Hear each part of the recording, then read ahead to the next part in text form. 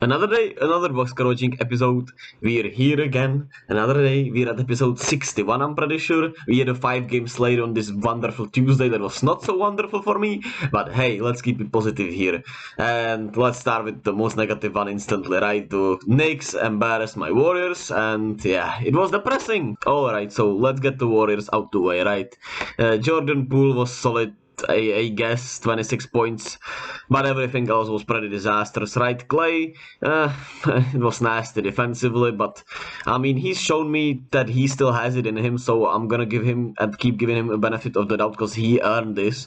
He is a guy that earned this on this team, and otherwise, it was pretty nasty, right? We got to see James Wiseman for 22 minutes, and it was not the nicest thing we have ever seen, and it's really sad because I really like the guy, right? Don't get me wrong, but he clearly just doesn't belong. And yeah, it's tough because it feels like the league kind of figured it out, and I'm not sure the Warriors can actually even get something valuable for him, honestly. And yeah, it was that fourth quarter where the Warriors, let me show you, played those young guys for most of the time. James Wiseman played 12 minutes, Kuminga played 10, Moses Moody played 10, you got Ryan Rollins and Patrick Baldwin for 7.5 minutes. And it wasn't that pretty.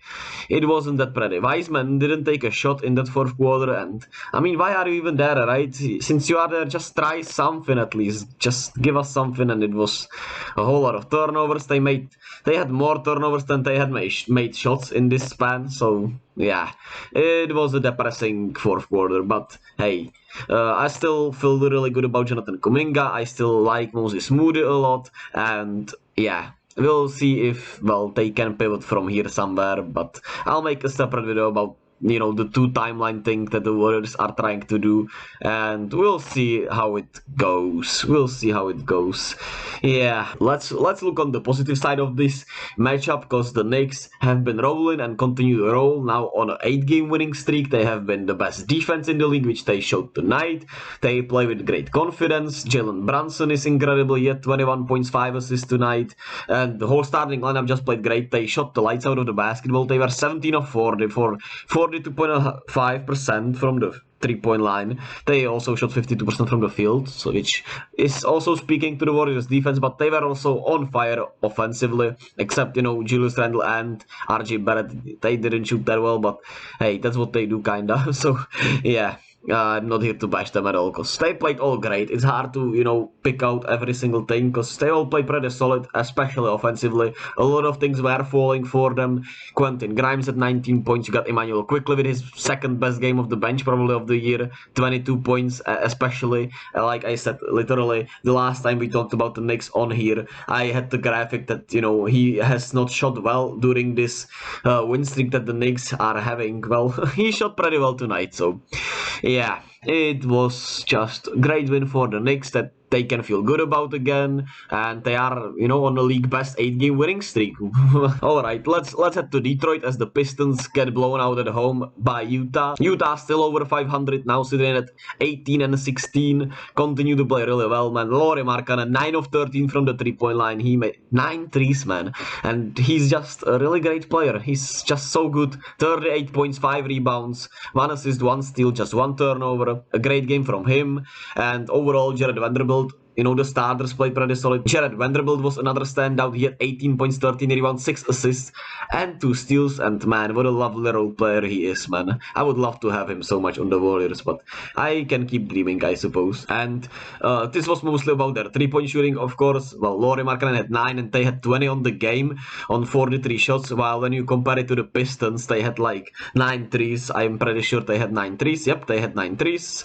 And yeah, that's where the game really was. And that's what the game was about. And the Pistons are one of the worst shooting teams in the league. They don't have that many shooters. You got Sadiq Bey, who's an inconsistent, kind of streaky shooter. You got Bojan Bogdanovic as the only real shooter, and then you have a lot of question marks from the outside. Jaden Ivey was really great tonight for Detroit. He had 30 points, 4 rebounds, 5 assists. Got to cut down the turnovers, but hey, he shot 2 for 2 from the 3-point line, and he looks more and more comfortable in each and every game, which is great to see from him. And I still can't get over Jalen Duren because I really like the guy's play. He's one of the, more defensive big man, and he can, flat out contribute offensively also. He kinda reminds me of, I'm not sure who actually. Who does he remind me of? Actually not sure who he reminds me of, play-wise, but he's just a cool big man that's not as big and is pretty versatile. We'll see if the defense can get even better and more switchable, because if it can, then he's gonna be a real menace. Then we head to Miami as the Bulls, snapped their 4-game losing streak after that article came out yesterday, and they beat the Heat. And a pretty feel-good game for the Bulls. The big three played great, especially offensively. They all shot efficiently. All three of them scored over 20 points, which was great to see from them. And, well, the Heat didn't give them that much resistance defensively, which was weird to see. They shot 55% from the field and 42% from the 3-point line, while also, getting to the line 24 times. That seems like a pretty good, recipe to win. And overall, pretty much everyone showed up. Everyone played some okay basketball to great basketball. And, the Bulls, we all know that there are, some things that are not right, clearly. And I believe they will probably, this team will probably not be together for much longer, but they at least, can still give the fans some good performances along the way before, they get blown up. And on the other side, the Heat, well, their 3-point shooting, they shot 44 times from the 3-point line and made 15 of them, which 15 threes is great, don't get me wrong, right? But on 44 tries, that's not the volume you want to be shooting, especially when you're missing that much. Tyler Hero was 4 of 11, Duncan Robinson was 4 of 12, Max Strus was 1 of 7, and Max Strus has been so nasty, and it's, he's not been great, let's just say. Haywood Naismith had 18 points, 7 of 10 from the field. And Bam Adebayo was 12 of 15, 27, 12 and 6. He did what he can, but I mean, they were short-handed, of course. No Kyle Lowry, no Jimmy Butler, which of course hurts their chances to win a lot. But man, they do need to string some wins together, man, in Miami. Then we head to Phoenix as the Suns lose to Wizards that snapped their 10-game losing streak. Woo! And, well, this game went really well for Washington. Of course, they were up big during that second, quarter and third quarter. Then, of course, they blew it, but then they came back after they got down 10, so it was a win-win situation for them, right? They got to feel good after a huge losing streak, even without Kristaps Porzingis. Kyle Kuzma continues to build his trade value up, as he has been sensational. 29.6 rebounds, 6 assists, 2 steals, 10 of 19 from the field, 5 of 10 from the 3-point line. A great game from him. Bradley Beal showed up in that fourth quarter. He was plus 25 on the game, which was a game high. 27.6 rebounds, 6 assists. Danny Avdija showed up. A lot of good things for the Wizards in this game, right? And they can feel good about themselves after that losing streak, so there goes that at least, but it's, still a trade season in Washington. As for the Suns, they were without Devin Booker once again, of course, which does not help, and the starters were just not there in this game. Nobody showed up except for Ayton on offense. Chris Paul was 3 of 11, Torrey Craig was 3 of 7, Michael Bridges was 4 of 11, and it was just not great play from them. Except for Ayton, I liked what he did overall. He, had 4 turnovers, which is of course not great, but I still felt he played pretty solid game. The bench was sensational. Landry Shamet had 31 points off the bench. He made 9 3-pointers, which is insane. Dwayne Washington showed up, played some solid minutes off the bench, and Bismack Biyombo, but it was overall just a nasty performance from the starting lineup, and still some inconsistencies in Phoenix, and they of course need Devin Booker to be great, but yeah, it's a lot to be worried about in the Suns, and they could use somebody like Kyle Kuzma, which a lot of people have speculated. There have been the rumors that they are interested in him, and it would make a lot of sense for both sides if they, the Wizards could get something from the Suns, but I'm not sure if, you would want Jay Crowder. And then last but not least, the matchup of the night, we got the Denver Nuggets against the Memphis Grizzlies as the top of the Western Conference fights. And yeah, of course, the Grizzlies, after I made the video that they should be favored to be the number 1 seed and will end the season as the number 1 seed, lose 2 straight games after that, but hey, what can you do, I suppose? You can be right with everything. And yeah, the game showcased a lot of some problems for the Grizzlies offensively. Dylan Brooks was awful, and well, that happens a lot offensively, but it, as I said, it's really concerning, especially in a playoff series, but hey, it can happen in the regular season. Jaren Jackson's foul trouble continues to, still be lingering in there. He had 5 personal fouls, played just 22 minutes in this game, couldn't get his, impact felt all over this game. He still had 5 blocks in those 22 minutes, but it just wasn't impactful enough. Ja continues to, be great, be solid, 35 points, 10 assists, 7 turnovers though, and his defense, of course, we all know is not as great as he would like it to be, and it was overall just not the best performances from the starters here also. The bench did show up and did help them, get into the game a little bit. Zaire Williams was plus 12 in his 16 minutes, had 4 rebounds, 4 assists, 2 points, and looked pretty solid in his minutes, but well, just a rough offensive night overall for the Grizzlies. It was a weird one. They made just 5 threes out of 26, which is, well, not that great, right?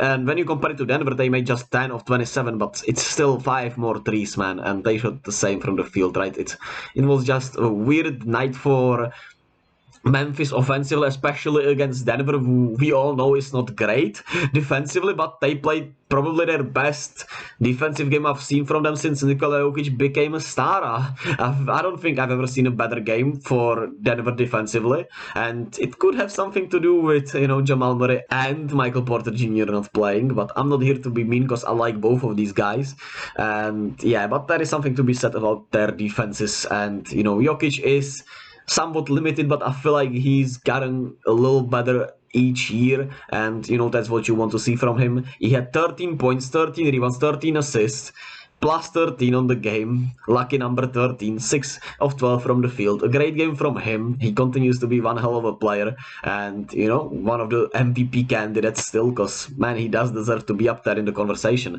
And the starting lineup showed up as a whole. You got Aaron Gordon with 24.7 rebounds, 4 assists. You got Christian Brown chiming in with 13 points.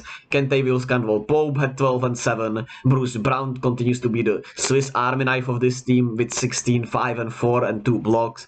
He's such a great pickup for him, and the bench, didn't kill him tonight. Bones Highland was, still 4 of 15 in 15 minutes, which is nasty, but hey, he's there to score, so he gotta shoot it. And they got positive minutes out of Jeff Green. They didn't get negative minutes out of Vlatko Čančar, and it was overall just a really great game for Denver without their 2 stars, and one of the best defensive performances I've seen from a Jokic-led Denver team. That about does it tonight. Just 5 games, a lot of cool games, more blowouts than expected, but still some intriguing storylines. For me, it was a little more depressing, as you can see, for the Warriors, right? But hey, what can you do?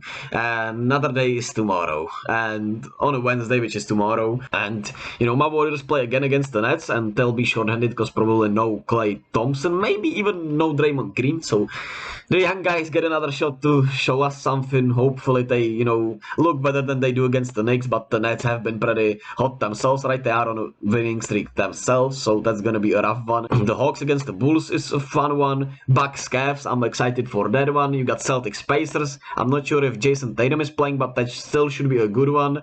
Knicks Raptors, the losing streak against the winning streak, another intriguing matchup. Mavs T-Wolves again. Luka got ejected in the last game, so I'm excited to see what he does tonight. Lakers Kings, okay, I like it, and some other games here and there. I'll be here to cover them all as always. Leave a like, leave a comment. Make sure to check in with the community tab. I'll be posting more things there. Subscribe, and I'll see you all tomorrow with another box score watching episode.